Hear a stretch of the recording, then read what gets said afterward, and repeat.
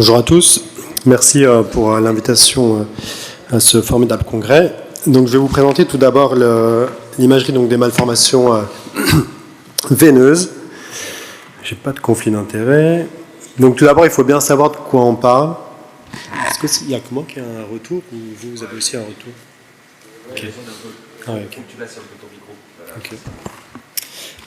Donc il faut bien savoir de quoi on parle, et donc de malformations veineuses et pas d'hémangiome. Et la classification de l'ISSVA de 2014 est revisitée en 2018.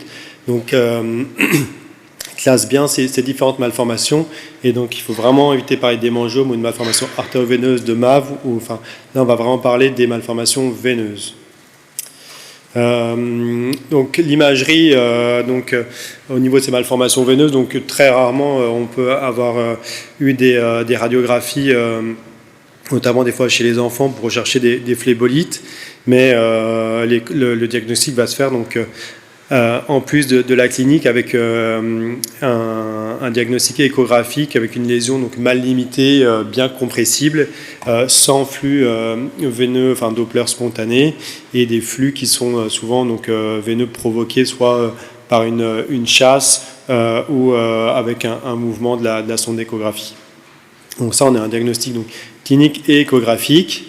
Et l'IRM qu'on va faire va servir pour le bilan surtout d'extension au niveau de la malformation veineuse.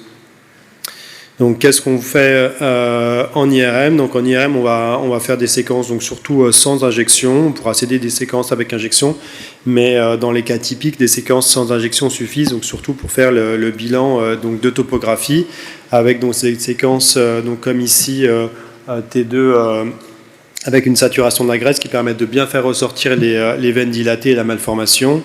Et donc on va évaluer donc l'atteinte sous-cutanée, l'atteinte musculaire. Là, on peut faire des mesures de volume et rechercher donc bien évaluer aussi le système veineux profond, sa perméabilité et puis les éventuelles communications. Les séquences avec injection, notamment donc les angio-IRM, sont assez peu utiles au niveau des diagnostics de malformations veineuses. On va s'en servir surtout pour le diagnostic des différentiels, notamment des malformations artério-veineuses. Donc là, on peut voir sur cette séquence donc, hauteur artérielle des fins petits rehaussements et surtout un rehaussement un peu plus tardif du versant veineux. Mais ça a moins d'intérêt et les séquences injectées seront plus des fois intéressantes en post-thérapeutique. Donc l'IRM et la phlébographie sont souvent assez bien corrélés, donc comme ici une malformation veineuse donc intramusculaire avec les différents petits lobules, les différents petits septa, donc vraiment caractéristiques d'une malformation veineuse, et donc la phlébographie qui va servir de traitement et non pas de diagnostic, est assez bien corrélée à l'IRM. Là on peut voir la veine de drainage de la malformation. On peut avoir des cas de phlébectasie, donc c'est vraiment une petite dilatation variqueuse d'une veine, donc cliniquement une tuméfaction bleutée. À l'IRM, donc le lobule en hypersignal T2, la sclérose, et ensuite ça disparaît très bien après la sclérose.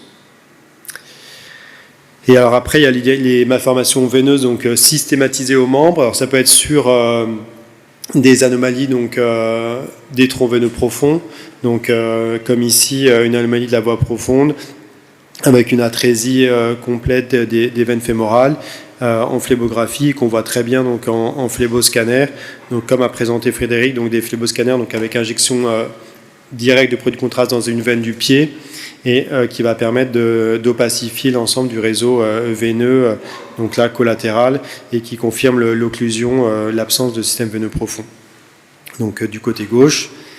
Et on a aussi les malformations systématisées aux membres, comme les Klippel-Trenaunay, où là on a des IRM donc, qui vont être utiles pour le bilan donc, au niveau du membre inférieur, et aussi du bilan en extension, donc que ça soit vulvaire comme ici, et des fois les atteintes rétropéritonéales du rectum.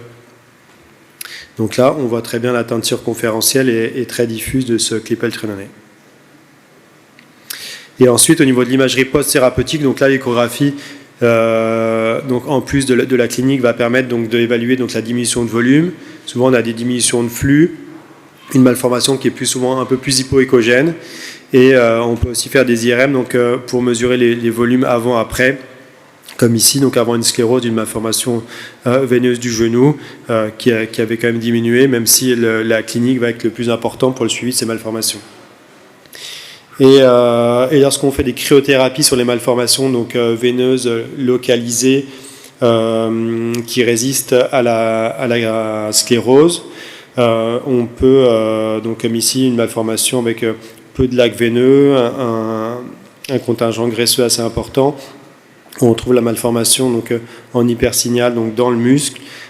Et après la cryothérapie, 6 mois après, on a une petite zone d'ablation, la cicatrice qui va progressivement se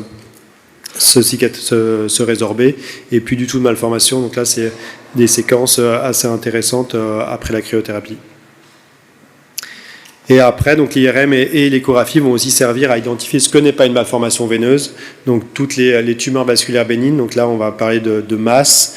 Il faudra reconnaître les critères donc, de gravité, les lésions donc, agressives, et donc ne pas hésiter à faire une biopsie, un prélèvement, afin d'éliminer une autre chose qu'une malformation veineuse. Voilà, donc pour terminer sur ce diapo, donc c'est vrai qu'on travaille en étroite collaboration avec les médecins vasculaires, les dermatologues, les chirurgiens, qu'il faut faire attention à bien utiliser la bonne terminologie pour savoir bien de quoi on parle, et que s'il y a un doute, pas hésiter à faire une biopsie avec plus ou moins une relecture dans un centre spécialisé et prise en charge en RCP, notamment les RCP national FIMARAD. Merci pour votre attention.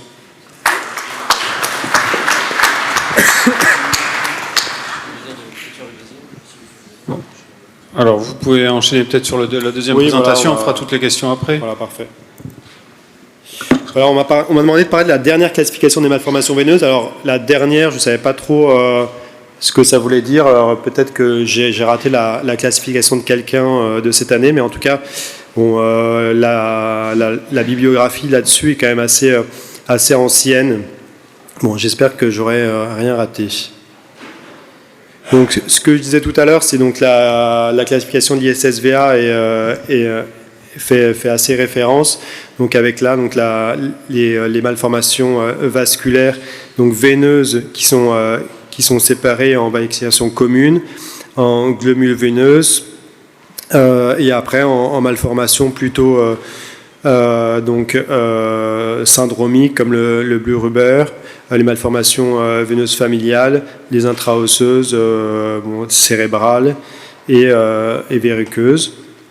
Et donc là, c'est ce qui est assez aussi, ce qui a changé par rapport à quelques années où on considérait la FAVA comme une malformation veineuse. Là, c'est plutôt dans les non classifiés. Donc je vais, voilà. Alors là, ce qui sort un peu de la radiologie, mais ce qui est très en plein essor au niveau des malformations, c'est tout ce qui est moléculaire, avec notamment donc les mutations PIK3CA. Donc ça, probablement que d'ici quelques années, il y aura beaucoup plus de biopsies et que ça sera encore plus connu.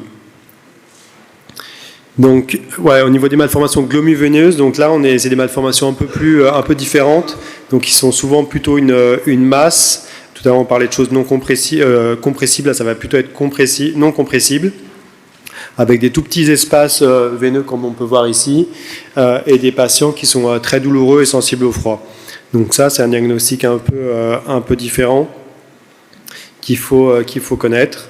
Et ça, donc au niveau de ces malformations glomuveineuses, il n'y a pas de traitement par sclérose vraiment efficace, et c'est plutôt la chirurgie. Là, au niveau des FAVA, donc même si elles ne sont pas considérées par l'ISVA comme des malformations veineuses, j'en ai quand même un peu parlé. Donc, c'est des malformations avec une composante graisseuse. Donc, comme on voit ici sur la séquence T1, donc la graisse ici au niveau du muscle en hypersignal. En échographie, pareil, donc pas mal de graisse, peu de signal Doppler. Et alors, il y a une classification donc de 2023 de ces auteurs, où il séparait donc en 1, 2, 3. Donc, bon, on a souvent des patients en phase 1, c'est-à-dire douloureux, avec une masse douloureuse.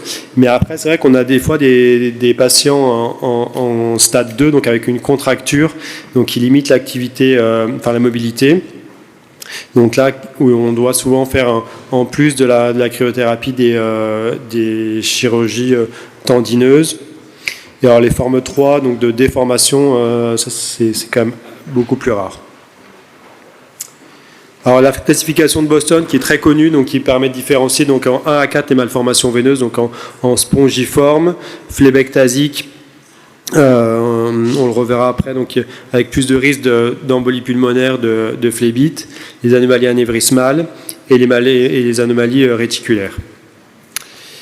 Et alors celle qui est beaucoup utilisée notamment par nous les radiologues, parce que ça utilise la phlébographie, c'est la classification de Dubois, où on a des malformations donc, de type 1, donc isolées sans veine de drainage, malformations les types 2 avec des petites veines de drainage normales, type 3 donc des drainages veineux anormaux, et type 4 vraiment un ensemble de malformations veineuses variqueuses. Donc, comme ici, on peut voir donc, une malformation donc, de type 1. Donc, on a opacifié la malformation, on n'a pas de veine de drainage opacifiée. Donc, ces malformations type 1, elles réagissent très bien à la sclérose, ça marche très bien avec peu de complications. Alors que quand vous arrivez sur des malformations de type 3 ou 4, donc avec des grosses veines de drainage ou alors des varicosités, les scléroses fonctionnent moins bien et avec un peu plus de complications de thrombose. Une classification qui date un petit peu, qui est assez peu utilisée dans la littérature, mais qu'on aime bien, nous, pour les cryothérapies, c'est la classification de Goyal, donc en IRM, où il sépare les malformations donc, de bien limitées de moins de 5 cm ou de plus de 5 cm, donc où on se dit que la cryothérapie peut être assez intéressante, avec les classifications 2B et 3, donc qui sont mal limitées, et notamment le grade 3 avec plus de 5 cm, donc là, la cryo sera moins efficace et là le traitement, même par sclérose, sera un peu plus compliqué. Merci pour votre attention.